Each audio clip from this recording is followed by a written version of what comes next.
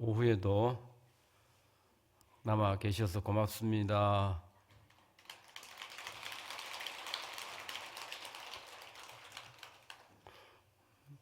오전에 메리 크리스마스 했는데 한 번 더 할까요? 네. 대방광불 화엄경 메리 크리스마스. 예.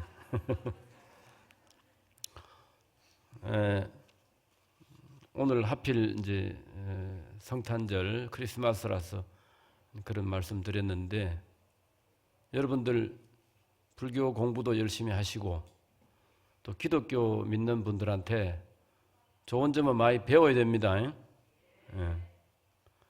예전에 통도사 큰 스님들이 일본 불교, 일제시대에 일본 불교를 시찰하시고 일본 불교를 좋은 점은 많이 우리나라에 심으려고 많이 노력을 했습니다. 일제 침략은 나쁜 거지만 일본 사람들이 잘하는 것은 우리가 배워야 되듯이 우리 불교의 부족한 점을 기독교 믿는 분들에게 좀 많이 배우는 그런 신행을 해야 됩니다.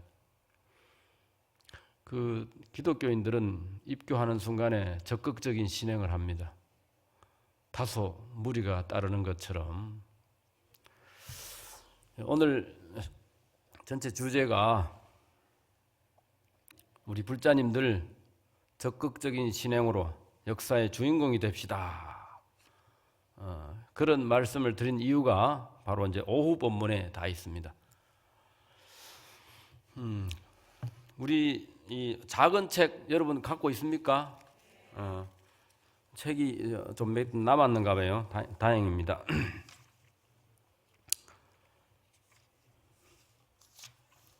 그 작은 책으로는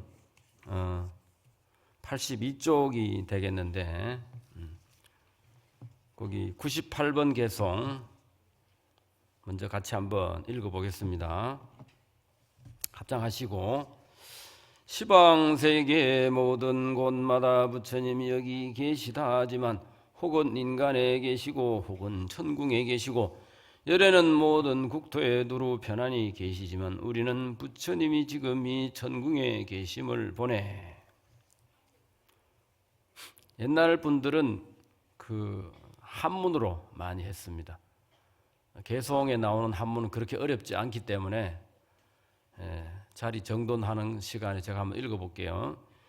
시방일체처에 계위 불제차라 하시니 혹견 제인간하고 혹견 주 천궁이로다. 열에는 보안주 일체 제국토시든 아등 금견불이 첫차 천궁전이로다. 부처님의 몸은 보리수화에 계시는데 지금 법회는 야마천궁에서 하신다 이 말이에요. 그러니까 야마천궁에는 영상과 같은 부처님이 탁 나타나가지고 이렇게 하니까 아등 금견불, 우리들은 지금 부처님이 야마천 궁전에 계시는 것을 보고 있다.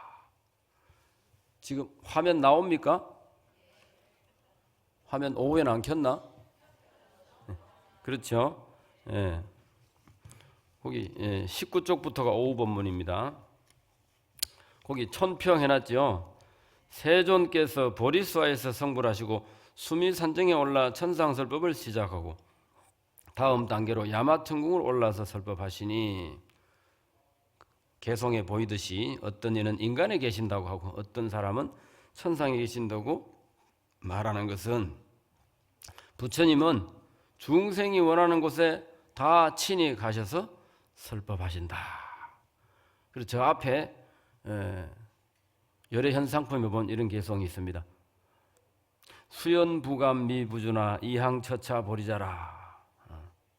인연을 따라 여기저기 다 가시지 않는 데가 없듯이, 그렇지만 항상 부처님의 몸은 보리자를 떠나지 아니하신다. 그러니까 중생이 있는 곳에는 가지 않는 곳이 없다 이 말입니다. 그래서 그것을 우리가 한마디로 불신 충만어 법계라. 부처님의 법신은 이 법계에 안 계신 데가 없다.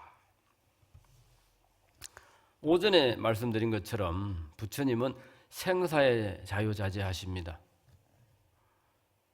여러분 그 불교에서 우리가 지혜와 자비 이렇게 말하는데 그럼 지혜가 먼저일까요? 자비가 먼저일까요? 예? 이렇게 수 없는 질문을 받아야 됩니다, 여러분들. 예? 기독교인은 하나를 배우면 그걸 가지고 불교 공격하는 데 써요. 근데 우리 불자님들은 자기가 알고 있는 것도 자꾸 모르는 것처럼 주눅이 들어가지고 남이 뭐라 하면은 놀래가지고 스님 질문하지 마세요. 저는 몰라요. 모르는 게 자랑이 아닙니다. 모르는 사람은요 그렇게 모른 척하고 살면 내 자식이 내 종교를 물려받지를 못합니다. 절에 가서 좋은 거를 자꾸 가르쳐야 되는데 뉴스에 나오는 거 나쁜 거 보고 그걸 물으면은 불교는 그게 불교가 아니다. 불교 좋은 거는 이런 거다 하고 평소에 이야기를 해줘야 됩니다. 오전 본문의 마지막에 내가 뭘 한 줄 아세요? 에? 자식을 갖다 바쳐라 그랬어요. 왜냐? 스님들은 그런 말할 자격이 있어요. 에? 세상이 어려울 때 오전에 본 것처럼 신라 때는 삼국 통일의 주축이 됐고, 그죠? 고려시대 말기에는 나라가 몽고에 넘어갈 뻔한 것을 8만 대장경을 만들면서 기도를 열심히 하고 어떤 우리 고려시대 모든 백성의 구심점이 됐잖아요. 그래서 그 나라를 안 뺏기고 우리나라는 조선으로 넘어왔지만 몽고는 200년도 채 안 돼가지고 초원으로 다시 돌아갔습니다. 망해가지고. 너무 강한 나라는 너무 빨리 망해요. 그래서 생사의 자유자재라는 것이 불교의 가장 중요한 지혜인데 여러분들은 그거는 나하고 상관없다 이렇게 생각하는 수가 있어요. 여기 오신 분은 안 그렇겠지만 생사의 자유자재라는 것은 한번 태어나서 죽고 마는 것이 아니라는 것, 이것을 믿어야 된다는 거예요. 왜냐하면 사람이 태어나서 죽고 말면 끝나면 그것으로 끝이면 죄의식이 없어집니다. 죄의식이 없어져. 뭐 천인공노할 죄를 지어도 죽으면 끝난다 이렇게 생각하면 죄의식이 없어져요. 그리고 금생에 못 살아도 부자로 살면 최고다 이 생각하잖아요. 그게 세속에서 말하는 부귀영화죠. 근데 그 사람 수없는 범죄를 저지른 사람입니다. 근데 드러나지 않고 죽을 때까지만 조용하면 관계없다는 거예요. 근데 불교는 그게 아니에요. 금생에 죄를 짓고 나쁜 짓을 하면 살아서 감옥에 안 가면 죽어서 지옥에 간다. 죽어서 지옥은 뭐냐? 다음 생에 빈천한 몸을 받고 태어난다는 거예요. 그래서 다음 생에 고생한다는 금생에 나쁘게 산 결과로 다음 생을 힘들게 사는 것이 지옥 가는 겁니다. 죽은 영혼이 지옥 가는 게 아니고 불교는 다음 생에 태어나잖아. 그래가지고 죽어서 영혼이 받는 죄가 아니고 다음 생에 사람으로 태어나든지 사람으로 태어날 복을 못 받으면 하찮은 동물이나 짐승으로 태어나가지고 그렇게 어렵게 산다는 거예요. 그게 인과응보입니다. 근데 불교 믿는 사람 그게 있고 불교 하면서 그게 없냐? 그게 아니에요. 다른 사람은 몰라서 태어날 때마다 새로 태어난 줄 알지만은 부처님 어떤 지혜에 의하면 거듭 태어난다는 거예요. 그러니까 자비가 우선인 것 같지만 지혜가 먼저인 겁니다. 왜냐하면 내가 올바른 인생을 살고 가면 나이가 들어서 후회 없는 인생이 되지 않습니까? 근데 젊어서부터 온갖 욕심 부리고 하라는 공부는 안 하고 부모 덕에 먹고 살면서 마약이나 하고 이러다가 나이 들면 어떻게 돼요? 처자식 다 굶어 죽입니다. 아니면 본인이 감옥에 가 있거나. 그래도 그게 실패한 인생이잖아요. 그래서 화엄경 전체를 그 번역하신 주석을 다신 청량국사 스님이 왕복서라고 하는 서문을 하면서 왕복이 무죄나 동정은 이러니라 이렇게 그게 아주 유명한 문장인데 이게 무슨 소리냐면 가고 오는 것은 정해진 것이 없지만 가만히 있고 움직이는 것, 이것은 그 근원이 한 뿌리다. 그게 무슨 소리냐? 우리가 오고 가고 오늘도 절에 왔다가 집에 가잖아요. 그죠? 근데 사람이 갈 때 잘 가야 되는데 잘못 가면 어디로 갑니까? 법회 보러 안 가고 골프 치러 다니고 엉뚱한 데 다니고 집에 와서는 법회 갔다 왔다. 이렇게 거짓말하는 사람이 혹간 있단 말이야. 그렇지만 그거 본인이 다 아는 거죠. 내가 전에 다른 법회에서 이런 이야기 했는데 입법개편에 보면 부처님 심부름하는 하늘에서 이렇게 그 사람이 거짓말하고 사는지 진실한 말하고 사는지 다 보고 있다는 거야. 응? 그것을 유교에서는 하늘에 거물이 있다 이렇게 말을 하고 불교에서는 수열애사천 부처님 심부름하는 하늘이 있는데 그 하늘이 보살들이 열심히 기도하는지 안 하는지 다 보고 있는 거야. 기도가 완성될 부분에 열심히 한 사람은 성취시켜주고 열심히 안 한 사람은 성취를 안 시켜주는 거야. 우리는 그냥 내 재주로 사는 것 같지만 부처님 가피력이라는 것이 항상 존재합니다. 천신이 부처님 심부름하고 보현보살 같은 대보살 심부름하는 수보살천이 또 있어요. 그 천상 그 신인이 다니면서 그걸 다 체크한다는 겁니다. 그래서 오늘은 서양의 예수님이 탄생한 날이기도 하지만 불교적인 관점에서 아까 이야기한 부처님은 자유자재이기 때문에 천상에도 계시고 인간에도 계시고 그래서 이 화엄경 80권 중에 제일 핵심 내용이 비유법으로 설해진 것이 바로 이 야마궁중 개찬품입니다. 야마궁중 개찬품. 여기에 화엄경 최고 가는 제1개송이 있어요. 또 밑에 한번 보겠습니다. 그 화면 보시고 그 19쪽 17번 개송 나오지요. 열에는 동등할 리도 없고 짝을 구해도 얻을 수 없나니 진실한 법을 알지 못하고는 아무도 보지 못하나니 부처님의 몸과 신통 자제하심 헤아릴 수 없어 가는 일 없고 오는 일 없지만 법을 말하여 중생을 건지네 한량없는 세계에 가득한 그런 보배로 부처님께 공양했나니 이러한 이치 알지 못하면 끝까지 보리를 이룰 수 없네.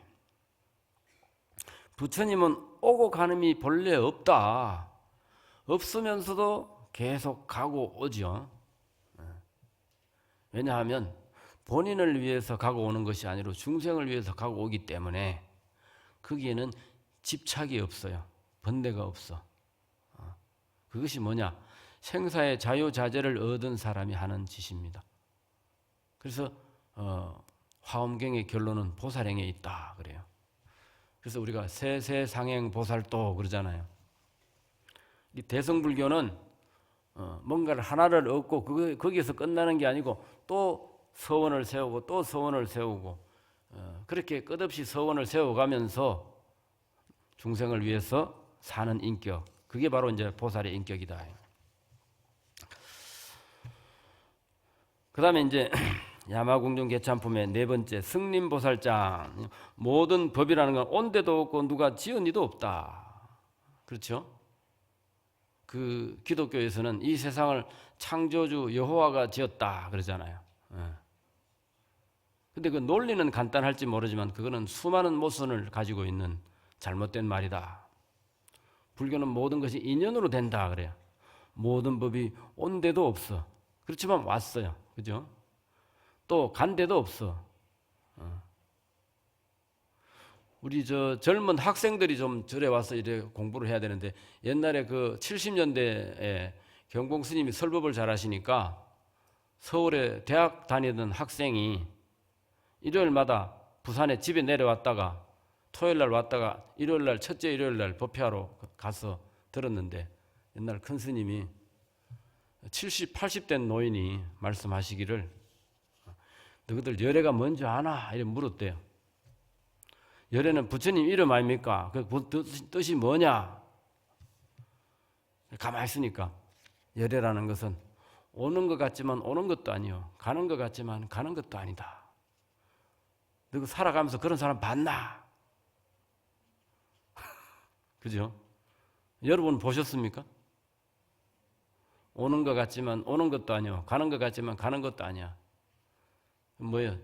태어난 것 같지만 태어난 것도 아니요. 죽은 것 같지만 죽은 것도 아니다. 이 말장난 같죠? 부처님은 보살이 그렇게 산다는 겁니다. 집착이 없기 때문에, 생사에 자유자재하기 때문에. 그걸 다른 말로 하면 불생불멸이라 그래요. 태어난 적도 없고 죽은 적도 없다. 그럼 뭐가 태어나고 죽었느냐?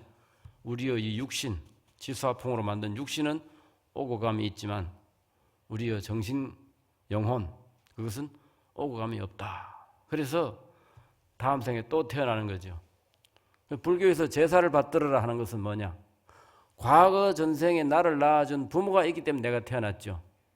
금생에 내가 살은 결과로 다음 생에 태어나잖아요. 그러니까 계속 이어지는 겁니다. 뿌리 없는 내가 없잖아요. 부모 없는 내가 없어요. 이거 부모의 제사를 받드는 거예요. 여호와 하나님 찾는 기독교에서 제사 안 지낸다 그러죠? 그 사람들 제사 지냅니다. 하나님 제사 1년에 한 번 지내요.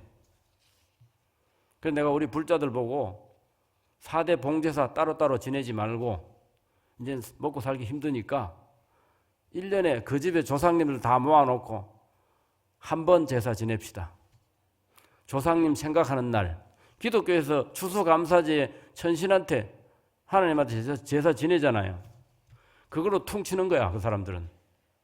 여러분들은 동양에 태어났기 때문에 할아버지, 아버지 돌아가신 분 전부 모아가지고 하루 딱 정해가지고 그날 딱 제사 지내요.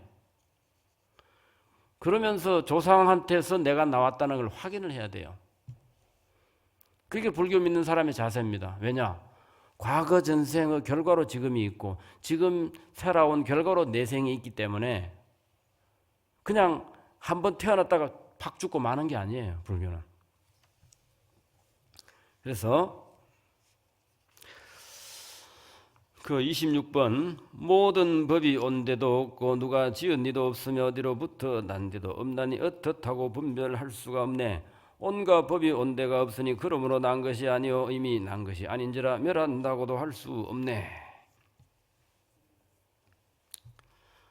스님들이 추구하는 불교가 생사에서 초월한 삶을 사는 겁니다. 근데 우리 신도님들도 결국은 이거를 해야 돼요. 신도는 도 안 닦아도 되는 줄 아십니까? 우리 불자님들도 똑같이 스님들하고 지금 현재 소원 성취가 급하긴 하지만 그거 하면서 나이가 들면 생사에서 자유자재하는 그런 불교를 여러분들이 제대로 믿고 수행을 해야 된다고 저는 생각을 합니다.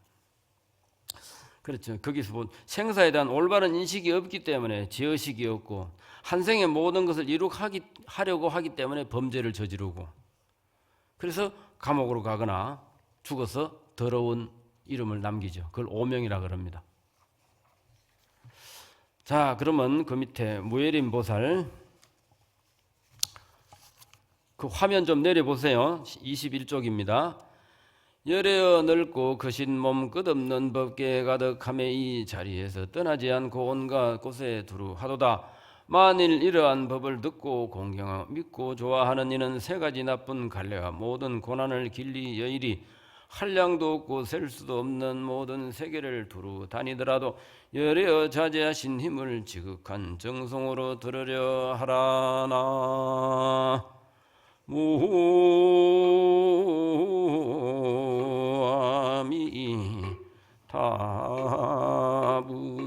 무아미타불. 이게 이제 불법을 제대로 믿고 좋아하는 사람은 사막도에 들어가지 않는다. 세 가지 나쁜 갈래. 그리고 살아서 고통을 받지 않는다. 고통을 받아도 그걸 고통으로 생각을 하지 않습니다. 그래서 우리가 이제 지장경 같은 데 보면 지옥에 부모가 떨어져 고생하고 계시니까 지옥에 가고 싶어가 찾아가려 하는데 어떻게 해야 지옥에 갈 수 있습니까? 이래 물으니까 무독기양이 대답하죠. 지옥에는 아주 도가 높은 부처님이나 보살이 가는 방법이 있고, 그다음 중생은 죄 받으러 고통 받으러 가는 수가 있다. 두 가지다 이거죠. 근데 지옥에 가면 무조건 고통만 받는 게 아니고 부처님이나 보살들이나 큰 스님들, 도 깨달은 이런 분들은 그 지옥에 가서 오히려 중생을 구제하기 위해서 일부러 가죠. 그 다음에 그 밑에 50번 개송, 모든 식과 몸, 식신이라고 하는 건 식의 몸, 인식으로 가지고 있는 우리의 영혼을 말합니다. 모든 식과 몸이 각각 화합하지 않나니 지혜와 무지도 그러하여 끝까지 화합이 없고, 지혜와 무지는 서로 섞이지 않는다 이 말입니다. 지혜 없는 사람은 지혜 있는 사람을 따라갈 수가 없어요. 지혜를 알아야 된다. 없을 무자 지혜 지자. 아까 이야기한 왕복무제나 동정일원이라 하는 게 거기서 우리가 인생을 잘 살려고 하면 지혜의 길로 가야 되잖아요. 근데 이제 부모에게서 물려받은 우리의 탐진치의 몸, 그러니까 욕심의 눈이 어두워서 살면 잘못 가는 거죠. 탐진치의 삶을 살면 나중에 감옥이나 지옥에 가게 되고, 지혜의 삶을 살면 부처님이나 보살로 태어나죠. 도착지점이 다르다는 거예요.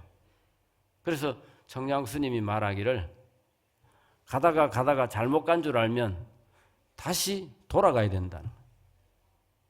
돌아갈 줄 모르고 자꾸 잘못된 삶을 계속하면 결국은 나중에 과보를 받죠. 그래서 지혜와 무지는 합치할 수가 없다는 거예요. 50번 계속, 말하자면 모든 식과 몸이 각각 화합하지 않나니 지혜와 무지도 그러하여 끝까지 화합이 없고, 마치 아가타 약이 온갖 독을 멸한과 같이 지혜도 그와 같아서 무지를 능히 멸하나니라. 아가타 약이라는 건 만병통치약인데, 몸이 병이 있으면 그것을 먹으면 다 낫는다는 거죠. 근데 우리가 마음의 병이 들면 어떻게 되느냐? 지혜가 없어서 그렇잖아요. 무지라서 탐진치의 삶을 살았다는 거예요. 그러면 그 즉시로 부처님한테 기해가지고 지혜가 어떤 것인지를 제대로 알고 가면 되는 거예요. 그 다음에 61번 다음 쪽 22쪽입니다. 모든 이 세상은 언제 끝나느냐? 성주괴공 이래 되죠. 성주괴공의 과정을 거치는데, 공급되기 전에 괴급 말기에 이 급파가 일어난다. 급파라는 것은 지금 우리 지구 온난화로 나중에 이 세상이 너무 뜨거워져 가지고 사람이 살 수 없는 그때가 되는 것을 우리가 급파라고 그렇게 말할 수 있습니다. 근데 이 세상은 그렇게 지구가 뜨거워져 가지고 사람이 살 수 없는 그런 환경이 된 그리 급파가 일어나는 건데, 그럴 때 이 세상은 끝난다는 거예요. 그러나 그때도 허공은 끝나지 않는다. 그렇죠? 이 물과 불과 바람 이걸로 된 것은 끝나는 날이 있지만 허공은 끝나는 날이 없어요. 왜냐? 허공은 탈 게 없잖아요. 그죠? 부처님도 마찬가지잖아요. 부처님 허공과 같다는 거죠. 말하자면 모든 세간을 겁불이 탈 때는 끝나거니와 허공은 무너지지 않나니 부처님 지혜도 그러하니라. 마치 시방의 중생들이 제각기 허공의 모양을 말하듯이 모든 부처님도 그와 같거늘 세상에서 허망하게 분별하도다. 이 개송을 보면 생각나는 게 뭐냐 하면, 여러분들 힘든 일이 생길 때 여러분 어떻게 하십니까? 내 마음대로 안 돼. 약을 먹어도 안 되고 뭐가 안 되면 뭘 해야 돼요? 그렇죠. 간단한 대답인데, 그죠? 예. 그것도 대답을 자꾸 해봐야 머리에서 이렇게 탁 튀어나와요. 우리가 저장된 것이 있어도 그때 딱 써먹지 못하면 바보 멍충이라. 그죠? 근데 여러분 지금 절에 다니는 게 오래 다녔잖아. 그럼 여러분 머리에 저장된 게 많아요. 그러면 그것을 잘 써먹어야 돼. 근데 써먹는 이야기 한번 해볼까? 땡겨서 봅시다. 25쪽으로 넘어가 봅시다. 그거 넘길 수 있습니까? 우리 저 화면에 거기 보면 내 종교가 귀하면 남의 종교도 귀한 줄 알아야 했죠. 제가 89년도 서울에 살았는데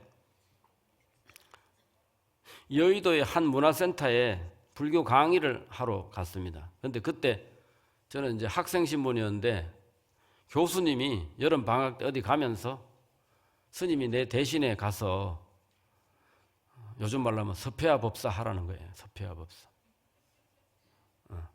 서폐화 법사를 한 3번 했는데 한 번은 그 서울의 조계사 그 법당에서 한 번 했고 두 번째는 그 여의도 동아일보 문화센터 거기 가서 했습니다. 옛날에는 그 백화점하고 문화센터가 서로 연결이 돼가지고 백화점 버스가 문화센터 가서 실어다주고 문화센터 공부한 사람을 백화점 실어가지고 이제 쇼핑하라고 그렇게 연기하는 그런 그게 있었어요. 그때 그 시절에 그게 유행이었습니다. 그래서 이제 그 신신명 강의를 하라 그래서 가서 문화센터에서 해주고 나오면서 이제 버스를 탔는데 그게 여의도니까 순복음교회를 꼭 지나갑니다. 여의도 버스는 전부 다. 순복음교회 앞을 지나가는데 버스가 멎자마자 그냥 왁자지껄 수많은 신도들이 내가 탈 때는 그 저하고 안내양 하나밖에 없었는데 기사분하고 안내하고 전 3사람 탔는데 아이고 순복음교회 앞에 가니까 그냥 왕창 그냥 차가 그냥 꽉 차도록 그렇게 탔어요. 근데 승복 입은 저를 교회 신도가 보고는 스님 어떠세요? 여기가 어딘 줄 아세요? 여기가 순복음 교회입니다. 이러더라고. 그래요? 전 여기 처음 와봤는데 이러니까. 우리 순복음 신도가 많죠? 이번에 웬만하면 순복음으로 개종하십시오. 그래서 내가 가만히 있었어. 우리 교회 성도님들이 엄청나게 많은데 지금 교회 버스 13대가 싹 실어다 내고 그게 못한 사람이 지금 일반 버스 탔다고. 스님 우리 순복음교회 이렇게 대단한데 왜 아직도 우상 숭배하는 불교를 믿으십니까? 내가 어이가 없어가지고 가만히 있다가 어떻게 대답해야 될까? 여러분 어떻게 대답해야 될까요? 그럴 때 여러분이 만약에 그런 상황에 처했다. 우리 저 보살님처럼 저렇게 승복 저렇게 스님처럼 입고 그 버스에 타면 뭐라 하겠어요? 아직도 불교 믿으세요? 그럴 거 아니에요. 그럼 뭐라 할 거예요? 내가 그랬어요. 보살님, 제 눈에는 이 버스 안에 순복음 교회 신도님 한 사람도 안 보입니다. 아니, 그게 무슨 말씀이세요? 아, 그렇지 않습니까? 내 종교가 귀하고 좋으면 남의 종교도 귀한 건데 내 아들이 비록 곰보 째보라도 남의 아들보다 더 귀엽고 사랑스러워. 그래서 고슴도치도 지 새끼 챙긴다는데 어째서 보살님들은 제 승복은 안 보입니까? 네, 그랬어요. 여기는 안 써놨지만 중로로 장난으로 한 줄 아세요? 저는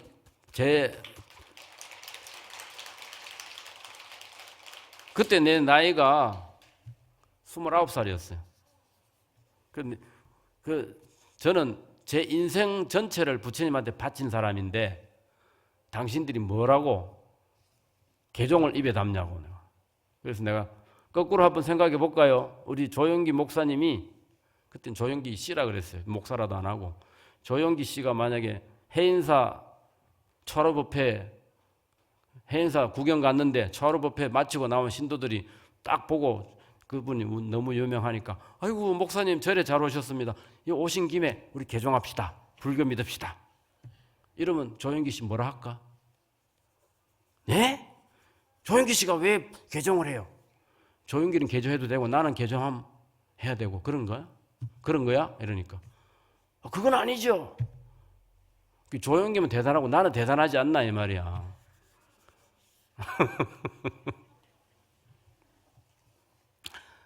그러니까 이제 조용하더라고. 지죽은 듯이 조용해. 조금 있다가 어떤 나이 든 그 신도가 하나 나타나. 아이고 우리 젊은 성도님이 스님한테 결례를 범했습니다. 죄송합니다. 이해해 주세요. 아이고 이제 교회 성도님 한 분 딱 보인다. 여러분 그 하나님한테 복 받으세요 하고 내가 버스에서 내렸어. 그러니까 같은 경우에 여러분들이 불교를 대표하는 건 아니지만 만약에 성복을 입고 갔다. 그 교리로 꼭 이기는 게 아닙니다. 기선제압을 해야 돼. 그 사람들이 제일 약한 부분이 뭐냐? 그거는 말하자면은 너무 그 사람들이 예의가 없이 말했죠. 그죠? 그런 걸 가지고 이제 이야기하는 거야. 근데 그게 자꾸 도망가는 그런 이 신행으로는 그게 안 돼. 적극적인 마음이 있어야 돼요. 내가 이런 난관을 돌파해야 되겠다. 이 생각이 있어야 돼요. 그런 것이 자꾸 연습이 돼야 되는데 우리 보살들은 절에 와서 스님이 법문하거나 강의하다가 보살님 이거 아세요? 그리고 질문을 합니다. 질문할 때 절대 어려운 건 질문 안 해요. 근데도 그 쉬운 질문도 대답을 안 하고 저 아무것도 몰라요. 아무것도 몰라요. 30년 다녀도 반야신경이 뭔지도 몰라요. 불교의 핵심이 뭡니까? 멍해가지고 소원 비는 거죠. 이 화엄살림의 원신도는 이렇게 말하면 안 돼. 에? 맞죠?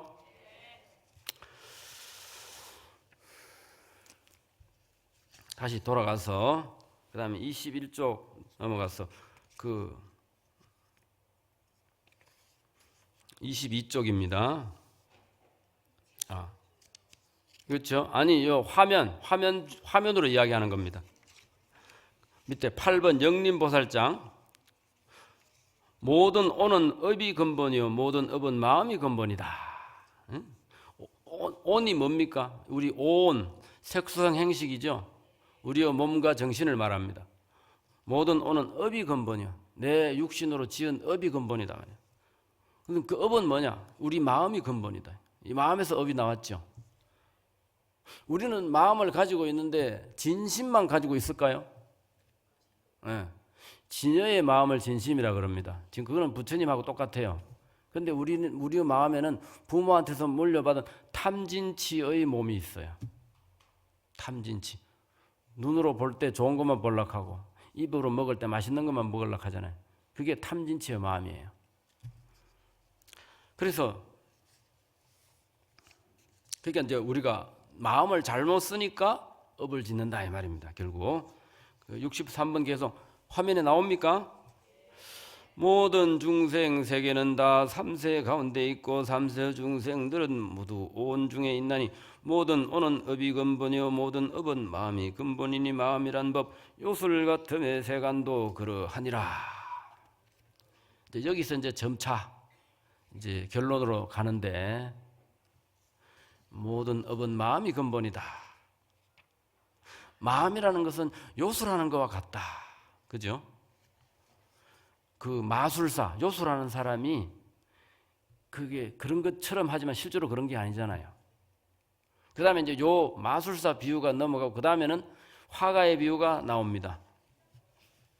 그 전에 그 밑에 23쪽 80번 개송 만일 부처님 몸이 청정하여 법의 성품 같음을 보면 이 사람 부처와 법에 조금도 의혹이 없으리 만일 온갖 법들이 본성품 열반 같음을 알면 어떤 이는 열애가 끝까지 머문 데 없음을 보리라. 부처님은 그 어디에도 머물지 않는다. 왜냐? 집착이 없기 때문에. 그죠? 집착이 없어야 몸은 보리수화에 앉았는데 수미산정에도 가고 야마천궁에도 가고 이렇게 자유자재로 갑니다. 그런데 저는 아직 그게 부족해서 하루에 서울, 부산, 대구를 한번 법회를 해봤어요. 서울에서 그 방송 강의하고 부산에서 불교대학 강의를 하고 오후에 대구를 갔더니 몸이 피곤하더라고. 몸이 피곤 안 해야 되는데 그죠? 근데 어떻게 잘못되다 보면 그럴 수가 한 번씩 있어요. 그 81번 개송 밑에 불교는 부모에게 받은 모든 중생의 탐진치 근본 본뇌 때문에 욕심에 얽혀서 일생을 잘못 산다. 그렇지만 생사가 없는 부처님의 가르침의 근본인 반야의 지혜를 안다면 다르겠죠.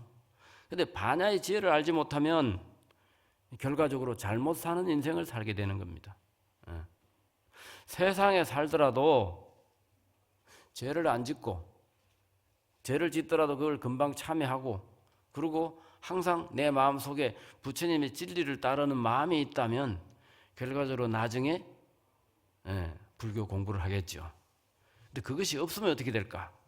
첫째, 우리 불자들은 탐진치 무명 번뇌에서 벗어나려고 노력해야 됩니다. 신행을 그냥 소원 성취만 빌지 말고 내 마음속에 있는 수많은 탐진치 욕심을 버리려고 이번 소원 요거 하나 성취되고 나면 다음 소원 또 해야 되고 다음 소원 또 하면 또 해야 되고 그렇게 끝없이 그렇게만 하지 말고 그 자체에서 벗어나려고 해야 되는 거야. 내가 이제 나이도 들었으니까 욕심을 좀 줄이자. 인생은 한 번뿐이라는 잘못된 무지에서 벗어나려고 노력해야 되는 거야. 절에 가서 스님 설법 다 들어도 죽으면 끝이지 뭐야. 그렇게 하면 우리 마음에 신앙의 근본이 없어요. 신앙의 근본이 없으면 금방 사람이 삿되어집니다. 육신의 생사에 속아서 유한한 인생을 살지 말고 영원한 생명, 곧 영생의 언어를 이해를 해야 된다. 영생이라는 게 뭡니까? 옛날에 제가 89년도 이럴 때 서울 살 때 영생교 그 자랑하고 다니고 막 포교하고 다니는 사람이 있었어요. 영생교 믿으라 하더라고. 그래서 내가 영생이 뭡니까? 이러니까 영원히 안 죽는 거지요. 영원히 안 죽는 건 그런 건 없다. 예수님도 죽었고 서가모니도 죽었다. 우리 영생교 교주님은 안 죽었어요. 그래, 너가 사기꾼이네 내가. 정말 나중에 그 조희성이라는 교주가 신도들한테 살해당했죠. 에? 여러분 그거 아십니까? 사교들이 잘못되는 걸 여러분들이 보셔야 돼. 그래서 유한한 인생을 살지 말고 영원한 생명, 곧 영생의 언어를 이해하여. 불교의 영생은 우리의 정신세계가 영생인 겁니다. 우리의 육신은 영생이 아니에요. 그건 서가모니 부처님도 마찬가지예요. 그래서 본래의 청정심으로 살아가면서 내 본래의 진심을 회복해가지고 거듭거듭 죄를 덜 짓고 인과를 제대로 알고 자꾸 살아가면서 금생에 지은 죄 다음 생에 갚고 또 다음 생에 같은 실수 되풀이 안 하고 또 보살 인생을 살고 남한테 거 뺏으려고 하지 말고 내 걸 베풀려고 하고 남을 이롭게 하는 보살행을 닦는 것이 불교 깨달음의 목표라. 그것을 이제 다음에 강림보살장, 이게 이제 야마궁중 개참품의 이제 결론에 해당되는 건데, 이게 여기서 이제 화가의 비유가 나옵니다. 그 23쪽 제일 밑에 봅니까? 100번. 마음 속에 그림이 없고 그림 속에 마음이 없지만 그러나 마음을 떠나서 그림을 찾을 수도 없나니 마음은 화가와 같아서 모든 세간을 그려내는데 온이 마음 따라 생기어서 무슨 법이나 못 짓는 것 없네. 그죠? 마음은 화가와 같아요. 근데 다른 개성에 이런 게 있습니다. 화가가 그림을 그릴 때 부처님 그림도 그리고 또 장난꾸러기 그림도 그리고 하지만 화가하고 그림은 다르다는 거예요. 화가가 그리긴 했지만 그림은 화가가 아니고 화가도 그림이 아니다. 이렇게 말해요. 여러분들 그 그림 잘 그리는 사람이 마음 먹으면 만화도 그리고 많이 그리지 않습니까? 근데 자기가 좋은 마음을 가지면 부처님도 그리고 이렇게 하지만 나쁜 마음을 가지면 또 도둑놈도 그리고 강도도 그리고 뭐 범죄인도 그리고 하잖아요. 그런 걸 말하는데 그것이 전부 화가에서 나오는 게 아니고 화가의 마음 속에서 나온다는 겁니다. 우리가 소설을 쓰거나 그림을 그릴 때도 그 사람이 돌을 닦으면 점차 또 진리의 세계를 그리겠죠, 그죠? 그리고 그 그림을 그려가지고 여러 사람한테 주되 그것이 사람을 해치는 그림이 되면 안 되죠. 요즘 보십시오. 아파트 팔아가지고 돈 남기던 사람이 아파트 장사가 재미가 없으니까 요즘은 애들한테 마약 팔잖아요. 그런 사람은 다 잡아서 세상에 못 나오도록 해야 돼. 애들한테 마약 팔아서 지가 돈 남기면 뭐 할 거예요? 그런 세상에 제약을 지르는 겁니다. 이제 화가의 뷰도 그런 거죠. 내가 욕심을 부리더라도 온갖 세상에 나쁜 것을 하는 그런 세상이 돼서는 안 되잖아요. 그러니까 우리가 저 노벨상, 그 노벨이라는 사람이 폭탄 만든 사람이죠. 폭탄을 만들어 놓고 발명을 했는데 수많은 사람 죽이는 걸 발명해서 그 사람이 거기서 벌어들인 수익을 가지고 좋은 일을 하겠다고 만든 게 노벨상입니다. 그죠? 내가 만들어 놓고 보니까 이게 사람 죽이는 걸 만들었단 말이야. 내가 죄를 많이 지었구나. 그래서 노벨상을 만들어서 그래도 이제 앞으로는 그런 짓 안 해야 되겠다. 그 생각으로 만든 거예요.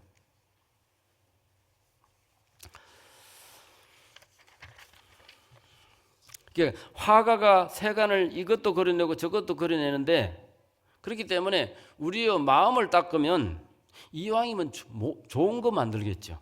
그래서 무법이 부조라 마지막에 무슨 법이나 못 짓는 것이 없어. 내 마음만 먹으면 부처님 그림도 그리고 그렇지만 점점 세상에 해가 되는 것은 그리지 않을 거다 이 말이에요.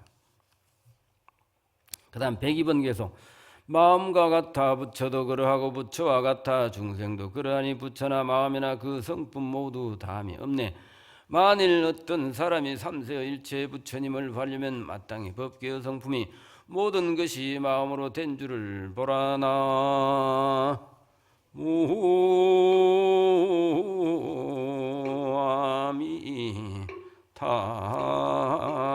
무아미타불.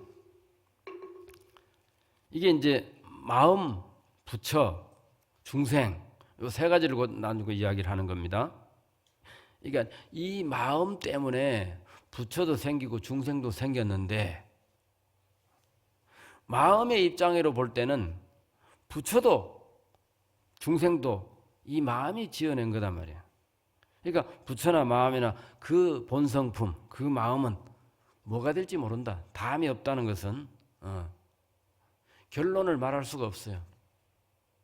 좋은 마음을 지으면 부처가 될 것이고 나쁜 마음을 지으면 도둑놈이 되겠죠. 그래서 불교는 모든 것은 내 마음에 달렸다. 내 마음을 어떻게 먹느냐에 따르다 이 말이죠. 오늘 하필 성탄절 크리스마스긴 하지만 이 세상을 창조했다는 하나님은 저는 그건 잘못된 주장이라고 생각을 합니다. 이 세상에 부처님이 깨달음을 얻었을 때 천상천하 유아독존이라 그랬죠.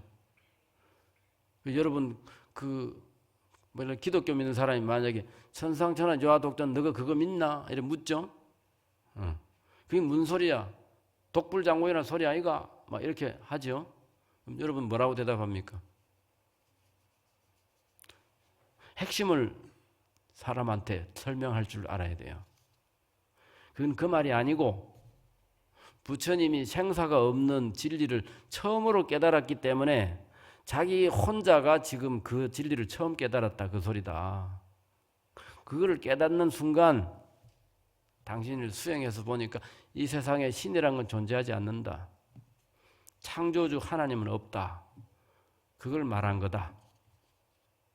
그렇게 여러분이 그 사람들한테 설명해 줘야 됩니다. 그렇게 그 사람도 엄청 반발하겠죠. 뭐라고? 여호와가 없다고? 그죠? 그래서 부처님이 그 말하는 순간 이 세상에 사람들이 말하는 신은 그 사람들이 필요에 따라서 만든 허상입니다. 신이라는 것은 그게 유일신교를 믿는 정체예요. 정광훈이라고 하는 미친 목사가 그랬잖아요. 하나님 까불지 마. 그게 헛소리 같지만 그 사람이 그 말을 평소에 자기가 하고 있던 생각이 불쑥 튀어나온 겁니다. 그러니까 하나님, 내가 인정할 때 하나님이지 네가 어떻게 하나님이냐 이 말이야. 기독교 믿는 사람들이 그렇게 해요. 그러니까 신도가 많으면 자기가 무슨 큰 하나님 비슷하게 된 줄 알고 막 떠들고 다니죠. 근데 나중에 조영기 목사가 신도들한테 교회 재산 다 가져간다고 막 비판받으니까 나중에 신도들한테 미안하다 하면서 하나님 앞에서 자기가 참여했잖아요. 그런 거 보셨어요?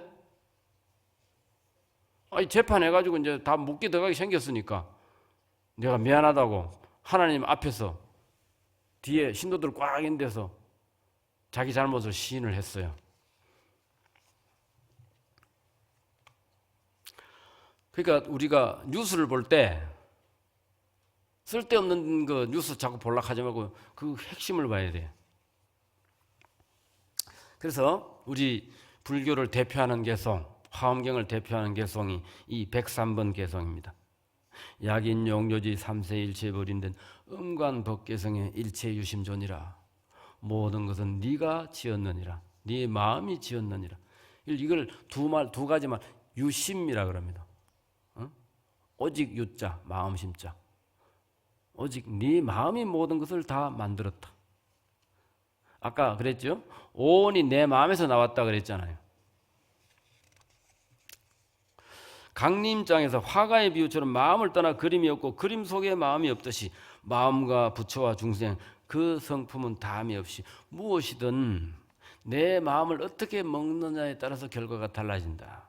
그것을 일체유심조라고 하는 거다. 그래서 일체유심조라고 하는 그 말 속에 그 5자 속에 화엄경의 진리가 다 들어가 있습니다. 그렇기 때문에 이 야마궁중 개참품에 아주 중요한 개송이 나온다는 거죠. 그다음 그 다음에 밑에 24번 밑에 96번 개송. 여려 거지없이 묘한 색시는 찬탄하려는 이가 있어 무수겁이 끝나도록 하여도 모두 다 말할 수 없으리. 마치 여의주가 온갖 빛을 나타내지만 빛 없는 데서 빛을 내는 것. 부처님들도 그러하니라. 빛 없는 데서 빛을 내는 것. 부처님은 그죠? 중생과 달리 빛이 없는 데서 스스로 빛을 내어 사물을 볼 수 있다. 부처님은 허공과 같아서 그 어디에도 의지함이 없다. 부처님은 어려움이 닥칠 때 연기법과 사성제를 관하면서 어려운 일들을 하나하나 해결해 나가죠. 이제 기독교 믿는 아이가 있었고 불교 믿는 아이가 있었어요. 그게 멀리 가는 게 아니라 바로 여러분의 아들이 될 수도 있죠. 학교 가가지고 우연히 이제 논쟁이 벌어졌어. 하나님이 높아, 부처님이 높아. 그럼 기독교 믿는 집에 애가 뭐라 하겠어요? 하나님 모든 걸 다 만들었어. 그러니까 부처님도 하느님 만든 거야 이러잖아요. 이제 불교 믿는 사람 평소에 준비가 안 됐으니까 대답을 못 해. 야, 부처님이 너 높다 해야 되는데 이게 할 말이 없는 거야. 그럼 왜 되겠어요? 평소에 훈련된 사람은 아니야. 신은 부처님 아래야. 이거 우리가 3계가 뭡니까? 사왕천부터 28천이 있죠. 28천이 전부 다 부처님 제자예요. 불교에서는. 그것을 다 3계, 욕계, 색계, 무색계 그 넘에 부처가 있잖아요. 천신은 다 이거 부처님 제자야 이래 말할 수 있어야 된다고. 그걸 여러분이 교육을 시키세요. 그러니까 기독교 믿는 사람은 어렵고 할 때는 그 십자가 앞에서 기도하겠죠. 불교도 마찬가지로 어렵고 할 때 부처님한테 기도하지요. 근데 누가 이제 건방지게 이런 질문했어. 하나님은 힘들 때 뭐 해? 그죠? 하나님 자기가 말하자면 모든 것을 하나님이 다 지었는데 이 세상에 왜 이렇게 혼탁해? 그게 다 하나님 죄인이야. 이렇게 말할 수 있죠. 그렇게 하면 아니야. 하나님이 최고야. 막 이러죠. 그럼 불교 믿는 사람이 그거를 할 줄 알아야 돼요. 그래서 부처님은 우리 엄마가 그러는데 하나님이든 천신 모든 신들은 부처님 제자라 그랬어. 그렇게 해야지. 그러면 부처님 어려울 때 어떻게 해? 부처님 기도 안 해요. 당신이 귀의 대상인데 자기는 기도하는 게 아니라 사성제와 삼법인 이런 거를 관하고 하나하나 연기법으로 풀어나가는 게 부처님이에요. 그죠? 그러니까 그렇게 대답할 줄 알아야 되는데 한 번 듣고는 여러분 긴가민가 하겠죠. 나중에 또 의심 나면 나중에 또 질문하고 그러세요. 그래가지고 여러분 마음속에 의심이 풀려야 자신 있게 다른 사람한테 이야기를 합니다. 그러면 내가 이제 또 한 가지 내가 경험한 거 이야기할게요. 그 화면에 26쪽을 한번 넘겨보세요. 26쪽. 여기 이제 부처님 삼불능 이야기를 하는데 중국의 어떤 선사 스님이 부처님에게 삼불능이 있다. 세 가지 능력 없는 게 있다. 이렇게 말을 하셨어요. 그게 보면 뭐냐? 첫째는 불능면 정업중생이라고 하죠. 지어놓은 업은 부처님이라도 받아야 된다. 면할 수가 없다. 그 다음에 두 번째는 모든 중생을 다 제도할 수는 없다. 세 번째는 불능도 무연중생이라 인연 없는 중생은 제도할 수 없다. 이렇게 정리를 한 거예요. 그 부처님 말씀이 아니고 선사 스님의 이제 주장인데, 근데 상당히 맞아요. 그렇죠? 우리가 인연 없는 중생을 제도하지 못한다 소리 한 번씩 들었죠? 예. 그 다음에 부처님이 아무리 뛰어나더라도 모든 중생을 다 제도할 수 없다. 중생의 업과 번뇌가 너무나 많기 때문에.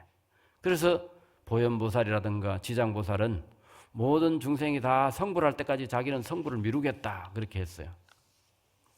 근데 86년쯤에 제가 이제 불국사 선원에 있다가 해제철에 시내에 나갔다가 들어가는데 그땐 뭐 경주 이래 내가 이제 역사 공부하는 그게 돼가지고 자전거 타고 다니면서 박물관에도 가고 뭐 탑 있는 곳에도 가고 막 그렇게 했었습니다.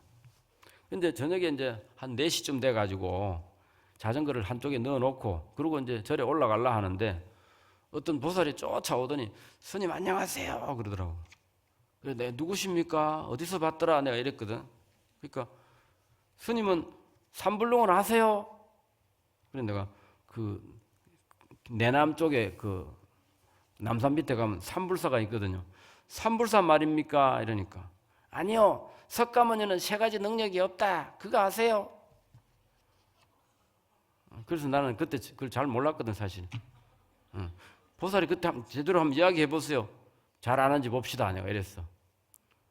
그러니까 첫째, 모든 중생을 다 제도할 수 없다. 둘째, 인연 없는 중생은 제도 못한다. 셋째, 지어놓으면 부처가 되어도 과보를 받는다. 그 소리 듣고 맞는 말이네. 너무 솔직하네. 이렇게 능력은 부처님 왜 믿으세요? 전지전능한 하나님을 믿어야지. 근데 여보세요. 말은 똑바로 합시다. 전지전능 증거를 대보세요. 응? 전지전능 증거를 대보라고. 옛날에 김현희 그 칼기 폭파 사건 일어나가지고 비행기 폭파됐죠. 그 기독교인 많았거든. 내가 그때 김현희가 폭파했을 때 기독교인 많이 죽었는데 왜 죽였을까? 살아내야지. 전지전능인데 하니까 그거는 그게 아니죠. 범죄가 저질러져서 그런 거죠. 그래도 하나님이 전지전능하면 살려내야 될까 이거. 일부러 내가 목소리 조그만하게 장난처럼 했어. 그거야 하나님이 시험에 들게 하는 거지요. 그래가지고 이제 그 부처님처럼 나 세 가지 못하는 거 있는데 이거 이해해줘 이렇게 말하는 게 낫지. 능력도 없으면서 내가 다 할 수 있다. 그럼 뻔한 거짓말하면 누가 믿겠어? 그러니까 지금 봐 말이 막히니까 엉뚱한 소리 하고 있잖아. 이렇게 하니까 스님 다음에 봐요. 싹 도망가 버려. 예. 여러분이 내가 모든 걸 다 알아야 그 사람하고 대적하는 게 아니에요. 덤벼들면 예의로 가서 이야기할 수도 있고 그 사람 놓치고 있는 부분을 여러분 챙겨야 돼. 그러려면 여러분 정신이 살아있어야 돼. 선방의 스님들 말로는 활발발 해야 된다고. 이게 머릿속에서 저걸 어떻게 타개해 나가지. 그래서 내가 오전에 말했듯이 여러분 적극적인 신행을 합시다. 자꾸 숨으려고 하지 말고 내가 만약에 뭐 회장을 맡으라 하면 회장도 맡고 또 자식이 출가하려고 하면 떠들 말기지 말고 어서 가거라. 난 처음에 출가해가지고 경락하면서 횡자생활 하고 있는데 모친이 찾아와서 한 달 만에. 그래서 내가 달래고 이래가지고 다른 소리는 하더라도 집에 가자 소리는 하지 마세요 이랬더니 아니 나 그런 소리 하려고 안 했는데. 아 그래요? 그럼 뭐 하려고 왔어요? 이러니까 이왕 온 거 큰 스님 되라 그러려고 왔다. 그러니까 모든 것이 일체 유심조가 오늘 본문의 주제인데 그것을 다른 말로 하면 적극적인 신행을 해서 이왕이면 우리가 불교를 내 삶의 지표로 삼아서 그 화엄경 개송에 그런 게 있습니다. 차라리 온갖 고통을 받더라도 불교가 없는 세상에 살고 싶지 않다.